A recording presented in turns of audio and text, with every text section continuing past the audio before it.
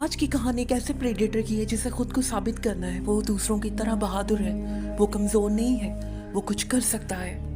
और अब इसीलिए वो खुद को साबित करने के लिए दूसरे प्लेनेट पे आता है। वो एक बड़े से जीव को अपने साथ ले जाने के लिए आता है। पर क्या वो ऐसा कर पाएगा? वो अपने प्लेनेट पे खुद के लिए जगह बना पाएगा? उसे खुद को साबित करना होगा और इन सब से जीतना होगा और इन सबको अपना गुलाम बनाना होगा। और आज की मूवी है बैडलैंड्स। इस फिल्म की शुरुआत में हमें छोटे जीव दिखाई देते हैं। बड़े जीव उनका शिकार कर रहे थे और उनसे बड़े जीव उनका शिकार कर रहे थे। यहाँ पर वही जी सकता है जो सबसे ताकतवर है। और फिर यहीं पर हमें एक शिप दिखाई देता है। वो एक पहाड़ की तरफ बढ़ रहा था। फिर इसमें से कोई उतरा था और वो पहाड़ की तरफ आगे जा रहा था। आगे जाने पर हमें पता चलता है कि वो एक प्रीडेटर है, वो इंसान नहीं है। वो अपने भाई से मिलने आता है क्योंकि कमजोरों की इस प्लेनेट पे कोई जगह नहीं है और इस प्लेनेट पे इनको युद्धा कहा जाता है। और ये जब भी एक दूसरे से मिलते हैं तो लड़ाई करके फैसला करते हैं कि हम में से बहादुर कौन है। मगर जहाँ पे जो पहले से रहता था उसका नाम डेक था, जो उससे मिलने के लिए आया था उसका कोई नाम था। डेक हार जाता है। कोई इसका बड़ा भाई था, वो उससे मोहब्बत करता था। वो जानता था इसे कबीले वाले कभी भी कबूल नहीं करेंगे। अब कोई उसे अपनी शिप में लेके आता है और कुछ प्लेनेट उसे दिखाता है और उसे कहता है तुम्हें यहाँ पे जाना होगा, खुद को साबित करना होगा।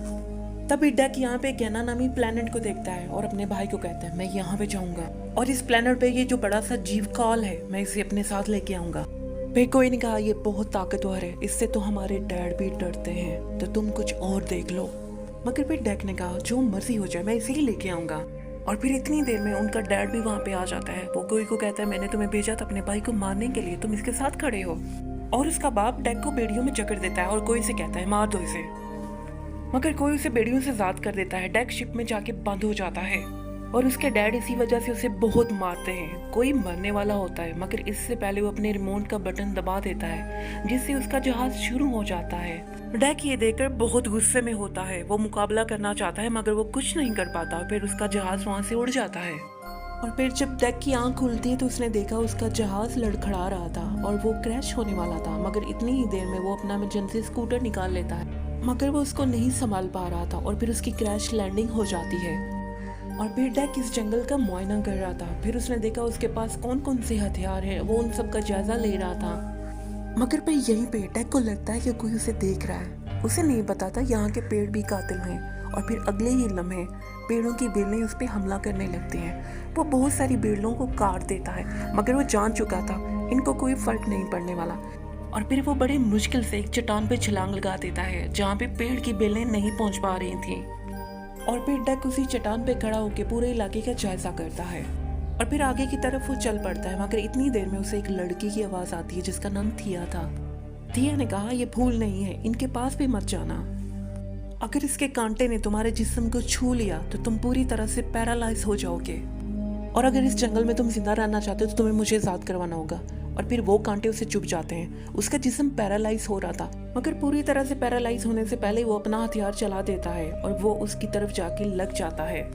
और फिर हमें दिखता है कि थिया ने खुद को आजाद करवा लिया था। और फिर डेक जमीन पे गिरा पड़ा था मगर इतनी देर में उस पर ड्रैगन हमला करने वाला था मगर थिया ने उसकी जान बचा ली। और थिया बहुत खुश थी क्योंकि उसे नया दोस्त मिल चुका था। और फिर आगे हमें पता चलता है थिया को इंसान नहीं थी, वो भी एक बोट था। फिर डेक उसे बताता है मैं यहाँ पे खाल को ले जाने के लिए आया हूँ ताकि मुझे अपने कबीले में जगह मिल सके। और फिर थिया ने कहा इसके लिए तुम्हें मेरी मदद लेनी होगी, तुम इस प्लेनेट को नहीं जानते, ना तुम जिंदा रह सकते हो मेरी मदद के बिना। और फिर ये दोनों एक साथ जा रहे होते मगर यहाँ पे कुछ अजीब तरह की मछलियाँ थी जो उन पे हमला कर रही थी। मगर थिया को पता था इनको क्या चाहिए। वो कुछ बीज उनकी तरफ फेंकती है, वो सारी मछलियाँ वो जाके खाने लगती हैं। और फिर ये दोनों बड़े आराम से वहाँ से निकल जाते हैं।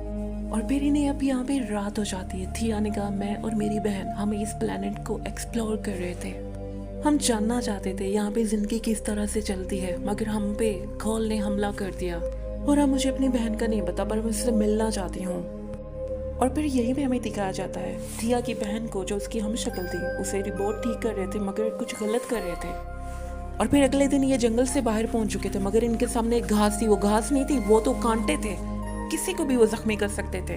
मगर इतनी ही देर में इनके सामने एक छोटा सा जीव आता है जो बांदर की तरह दिख रहा था और फिर वो उसी कटीली घास में छलांग लगा देता है। यहाँ पे एक और बड़ा सा जीव था, वो डर के भागने लगता है पर डेक ने सोच लिया था उस बड़े से जीप पे बैठ के इस घास के मैदान को क्रॉस किया जा सकता है, और फिर डेक उस पे छलांग लगा देता है। इस तरह से वो उस कटीले मैदान से बाहर आ जाते हैं। और फिर यहीं पर एक और जानवर उन पे हमला कर देता है, मगर डेक बिजली की तेजी से तलवार से उस पे हमला कर देता है और उसके 2 टुकड़े कर देता है। और फिर दूसरी तरफ ये बांदर का बच्चा डेक के कारनामे देख के उसे काफी इंप्रेस हो चुका था। इसकी आंखें और खुल जाती हैं जो कि पहले ही खुली हुई थी। मगर फिर यहीं पर एक और क्रिएचर उन पे हमला कर देता है और वो इन दोनों को खाने वाला था, मगर यहाँ पे बांदर हीरो बनता है और इन दोनों की जान बचा लेता है। मगर फिर काफी देर लड़ने के बाद डेक उसे भी मार देता है। और फिर दूसरी तरफ थिया की हम शक्ल बहन वहां पे पहुंच चुकी थी जहाँ पे डेक की इमरजेंसी लैंडिंग हुई थी। वो डेक का खून देख के समझ जाती है। और फिर दूसरी तरफ थिया, डेक और वो बांदर ये तीनों एक दूसरे के बहुत पक्के दोस्त बनने वाले थे। फिर थिया ने डेक से पूछा तुम्हें कॉल्स क्यों चाहिए।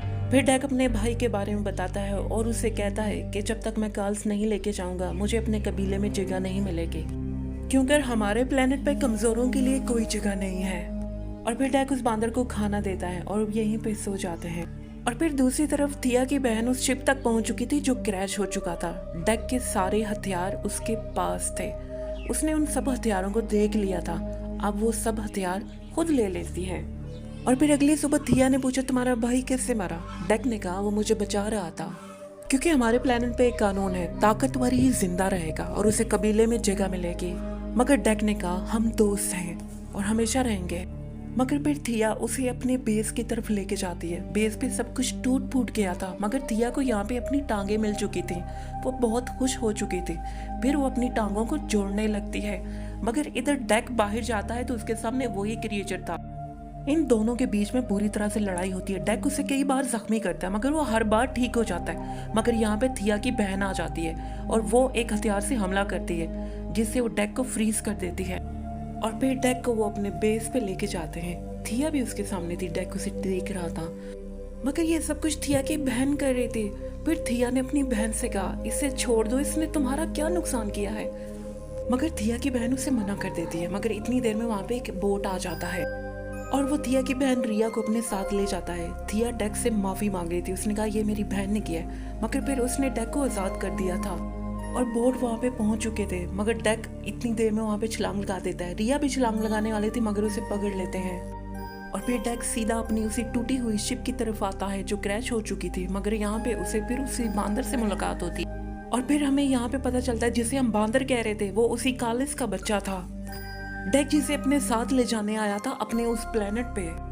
मगर फिर यहाँ पे अजीब होता है, रिया की टांगें खुद ब खुद चल रही थी, वो बेस की तरफ जा रही थी। और डेक समझ जाता है, वो उसके पीछे पीछे बेस पे पहुंच जाते हैं। फिर यहाँ पे डेक और बांदर उन लोगों से मुकाबला करते हैं, मगर यहाँ पे डेक ही नहीं रिया भी मुकाबला कर रही थी। उसकी टांगें भी लोगों को मार रही थी और आखिरकार रिया को उसकी टांगें मिल जाती हैं, वो ठीक हो जाती है।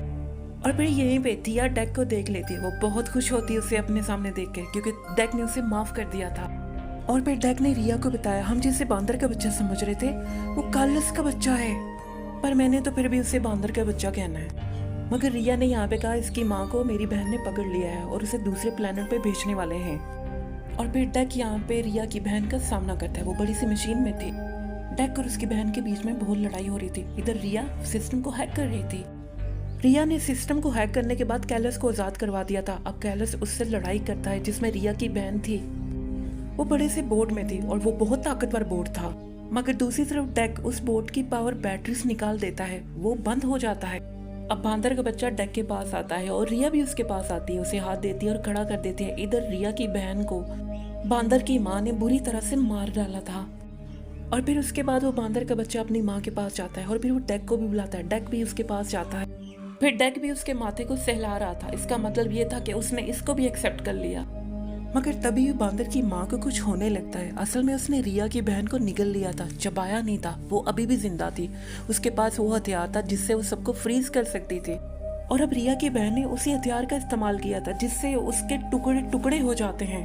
अब रिया की बहन उसे मारने ही वाली थी, मगर डेक पीछे से आके उसका गला काट देता है जिससे उसका काम तमाम हो जाता है। और फिर डेक और ये बांदर एक दूसरे को प्यार जताते हैं। और फिर डेक इन दोनों को यहाँ से लेकर अपने उसी प्लेनेट पे वापस जाता है जहाँ से वो उसे भागना पड़ा था। उसका डैड उसके सामने खड़ा था। डेक ने अपने डैड से कहा मैं उसे ले आया हूँ जिसके लिए मैं गया था, मगर उसके डैड ने तो अपनी ही कहानियां शुरू कर दी। अब उसके डैड ने कहा मैं देखना चाहता हूँ तुम क्या सीख के आए हो। वो कुछ और लोगों को उसके साथ पीड़ा देता है। डेक एक एक करके सब लोगों को मार देता है, मगर अब उसका डैड कहता है मुझसे मुकाबला करो, और डेक उसकी बात मान लेता है। डेक उसका ताज गिरा देता है, मगर उसका डैड फिर भी कहानियां कर रहा था। मगर फिर इतनी ही देर में वो बांदर का बच्चा जो कि बहुत बड़ा हो चुका था वो आता है और उसे मार देता है। और फिर डेक यहाँ आकर राजा बन जाता है और ये दोनों भी उसके साथ थे और ये तीनों बहुत खुश थे क्योंकि डेक अब राजा था यहाँ का। और फिर शुक्र है ये मूवी खत्म हो जाती है क्योंकि मेरे जबड़े दुखने लगे थे। और फिर ये मूवी आपको कैसी लगी बताइएगा। ये मूवी मुझे ज़ाती तौर पे पसंद आई क्योंकि ये कुछ हट कर थी, वरना हर मूवी में प्रीडेटर की तो आहो आहो हो जाती है।